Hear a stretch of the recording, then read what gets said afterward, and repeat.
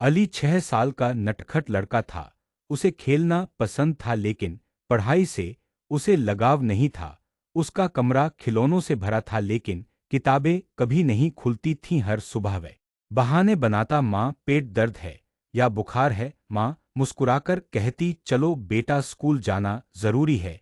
एक दिन लाइब्रेरी में एक किताब खुद से गिर गई, उसमें से सुनहरे अक्षर निकले और एक आवाज आई, दिल से पढ़ो, मैं तुम्हें सपनों की दुनिया दिखाऊंगी। अली ने पढ़ना शुरू किया और किताब की कहानियां सजीव हो उठी, उड़ते जहाज, बोलते जानवर और जादुई महल।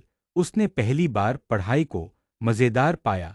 अगली सुबह वह जल्दी उठा, स्कूल गया, ध्यान से पढ़ा, सवालों के जवाब दिए और सबकी मदद की। टीचर ने उसे गोल्ड स्टार दिया और कहा, तुम मिसाल बन गए हो। अली ने कहा, धन्यवाद टीचर, आपने पढ़ाई से प्यार करना सिखाया। टीचर ने कहा, असली जादू तुम्हारे दिल में था। सीख, जब हम दिल से पढ़ते हैं और अध्यापकों का सम्मान करते हैं तो पढ़ाई जादू बन जाती है।